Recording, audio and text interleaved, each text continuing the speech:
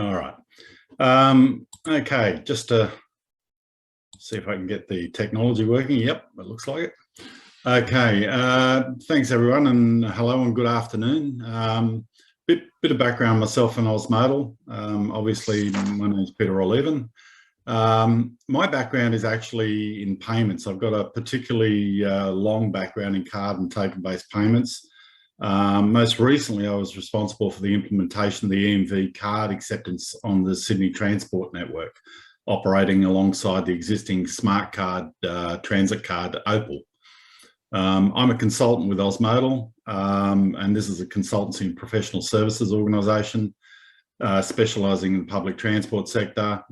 We provide program and project support services, technical design and development, testing and accreditation, and business advisory in areas such as procurement, fare and scheme design. So if there's any questions later on, the contact details are there. Okay. Today I propose to briefly discuss the ever-changing world of payments and what makes a successful payment system. Following that, I'll provide a view of the key attributes that help define what I understand as an account-based ticketing solution. I'd then like to discuss the potential barriers to the subject of this session, which is the decoupling of the mobility payments in an account-based ticketing solution, and therefore enabling the customer to choose their preferred method in making their payments. Just to clarify, my focus for today is on the use of commercial payment tokens or third-party tokens, such as EMV credit or debit cards for ticketing. These tokens are typically issued by banks and other payment services. I'll explore the potential barriers for decoupling the use of these third-party tokens from the customer's preferred method of payment of the account. And just to set some expectations, I cannot solve all of the problems identified within the scope of this presentation. Rather, my objective will be to identify the problems that need to be addressed and why. All right. I initially intended for this slide to be having the various payment brands fly in. Quickly became apparent that we'd spend all of the session just watching an endless procession of payment brands flying onto the page. This is pretty typical in the world in which we live today. We have a surplus of choice. Choices are almost limitless, whether you're buying breakfast or buying a motor vehicle. Equally, the choice of payment options is also endless. The number of ways in which we can make payments is exploding as technology and communications remove the barriers to entry. Looking to the future, we can expect that customers will demand the ability to make payments by whatever method they prefer, and this may even influence their choice of provider. So the question is, how can we enable customers' payments preferences in which the only constant is change itself? Right, so let's get some fundamentals and be on the same page with regards to a payment system. Any payment system is to enable the exchange of value. All payment systems are built upon a foundation of trust. Without full trust, no merchant or customer would accept or use it. Just consider for 1 minute the simple act of purchasing your next pair of shoes. You offer your credit card for payment. The merchant wraps your purchase and thanks you for your business, and you leave the store with your purchase. All the merchant has in return for this is a simple approve message on the payment terminal. The merchant trusts the payment system to deliver them value in exchange. So what is this trust built upon? First, the token being presented is genuine and secure. The customer presents a token for payment. This may be a credit card or a one-time OCR on a mobile phone. However, the system relies on the premise that the token presented is genuine and secure. In much the same way as countries go to great lengths to protect their currency from being copied, alternate payment mechanisms also need to provide confidence that their tokens are genuine. For instance, EMV credit cards rely on systems of key exchange and validations at token presentation to ensure that the token presented is in fact genuine. Second, the customer is authorised to use the token. The exchange of value is not in cash, but based on a back office transfer between accounts, either in real time or overnight. As such, there needs to be some protection that the customer is authorised to use the token. Depending on the payment method and the transaction amount, the approach may differ, but typically it can include the entry of second factors, such as PIN or the use of fingerprint security on a mobile phone. And finally, there is some form of contractual backing. Standing behind the exchange of value, there is an entity which provides the assurance for both the buyer and the seller, be it a bank, a wallet provider, or a credit card company. Typically, they provide a set of rules and contractual obligations on each party, and most importantly, they underwrite the risk of non-performance by either party to the exchange. The key elements here are a token which is secure and can't be counterfeited, identifying an account for a value exchange, and a framework to manage risk and provide confidence in the system. These same elements also enable the same token to be used as a ticket for travel. Moving on to account-based ticketing, and look, there's so many definitions of what account-based ticketing really is. I thought it may be useful just to present a simple slide to sort of highlight the differences between what I refer to as card-based and account-based ticketing. Every payment system other than cash or barter is backed by an account of some sort. The difference in the world of ticketing is that in a card-based system, the card is the account. That is, there is a one-to-one relationship, regardless of whether the record of value is on the card or in a back office system.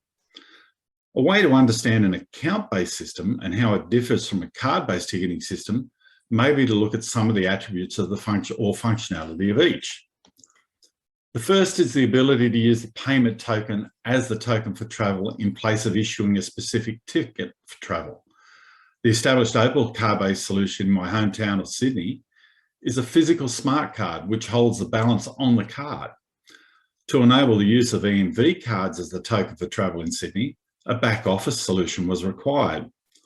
This back office solution effectively creates an account for each new credit card payment token it sees and settles the amounts outstanding daily.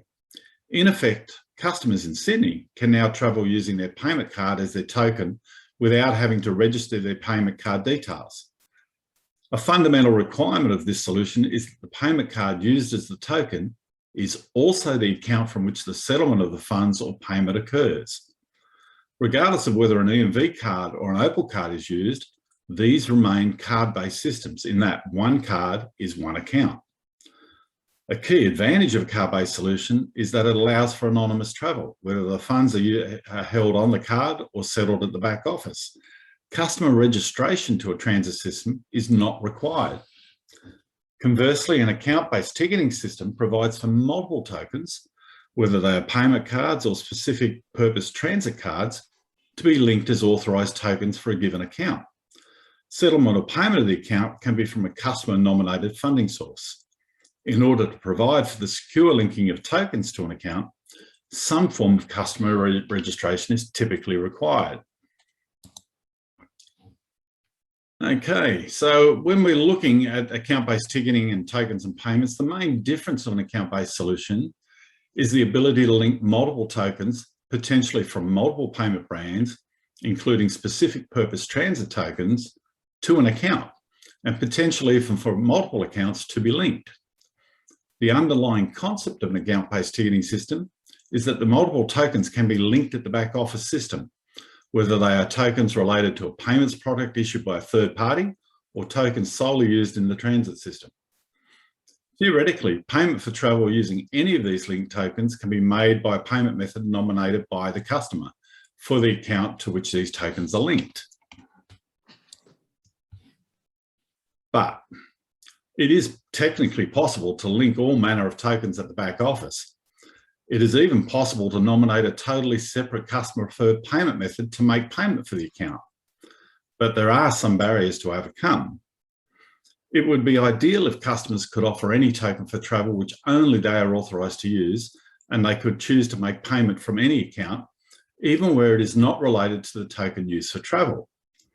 For instance, theoretically, you could use a Visa card or token for travel. I do when I'm allowed to travel in Sydney, which is not a lot at the moment, and then settle the account overnight from your MasterCard account. As I've stated, technically it is possible to decouple mobility payments to this extent, but there are some barriers, so let's explore what these barriers may be. First, the presentation of a token for travel needs to meet some basic requirements of speed of authentication in a public transport ticketing system. If a token needs to be referred back to the token issuer to validate the token's authenticity, This creates a dependence upon a third party to respond within critical timeframes. It also creates a dependence on the communications networks. These dependencies may be prohibitive for some public transport system where the speed required to onboard passengers limits the ability to use a system where reference to a third party is required to authenticate the token used for travel. Any delays or communications disruptions could potentially cause unacceptable congestion on the transit system. As such, third-party tokens being used for transit ticketing applications ideally need to be authenticated without reference to the issuer. This may limit the use of some tokens for use as a token for ticketing. The linking of tokens is the second item. In an account-based system, the linking of a token typically requires a process of registration. This registration process validates the authenticity of the token as well as making sure the customer is authorised to use the token. Several of the more recent payment systems or wallets create one-time or single-use tokens, which are only used for making a single payment. These tokens are unique and are only available for a short time. A requirement from an account-based ticketing solution is the token can be linked to a customer via a registration process. Single-use or time-limited tokens cannot be registered and used as a multi-use token in an account-based ticketing system. Third, risk management solutions for ticketing rely on tools such as blacklists. These are used in combination with payment guarantees between the payment scheme, the operator, or transit authority to limit the payment risk of the operator. In my experience, these guarantees are between the card scheme and the transit operator. The separation of the actual payment in settlement from the token used for travel may put at risk the effectiveness of the blacklist process and potentially the underlying contractual guarantees supporting effective risk management. Consider, in my case, if I was using my Visa card as a token for travel and it has funds available, but if my preferred payment method was to settle from my MasterCard account and the MasterCard may not have the available funds to make the payment, does the blacklist process still work properly? Four, and perhaps most importantly, the last item, the revenue model of the various payment schemes whose tokens might be used and linked at the account level in an account-based ticketing system, particularly credit cards, operate on a two-stage process, whereby an account validation or authorization is performed prior to the actual settlement amount being processed. This first step authorization process incurs costs for the scheme and the card issuer, which are typically recovered from fees associated with the second step or settlement transaction through fees to the merchant. In my direct experience, this will lead to the card schemes protecting their brand and revenue by insisting the account payment be settled from the card account as used for the token on the journey. So in summary, these barriers are a mix of technical and business issues, which limit the opportunity for third-party tokens to be completely decoupled from the payment to enable the customer to select their preferred payment method, at least until these issues can be resolved. MAS ticketing just adds another additional layer of complexity to the objective of decoupling the customer payment preference from the use of the token for travel. I can conceive of a MAS solution where the customer plans a journey using multiple operators with some components of the journey having variable fares, and the fare is charged based on an aggregated value at the completion of the journey. This raises numerous practical problems, especially when considered in the context of decoupling the payment from the use of the token. Purely in this context, I've listed a few additional factors here for consideration, and these are in addition to the obstacles already discussed. I won't go through them all today, but suffice to say, I'm happy to take questions at question time on these. So in summary, today, the customer has endless choice of payment methods, and many of these can be supported by an account-based ticketing system. Technically, the token used for travel can be any that meet basic requirements of authentication, speed, and reuse. The key issues to be resolved to enable the customer to select their preferred payment option and decouple the payment from the use of the token are in reality business and risk management issues. I expect that in order to resolve these, it may require renegotiation of existing arrangements currently supporting risk management and the underlying commercial agreements. The good news is, if these issues can be resolved, it will simplify the deployment of MAS solutions. I hope in this brief session today, I've been able to provide some insights into the area of payments and ticketing, and perhaps raised a few issues for consideration.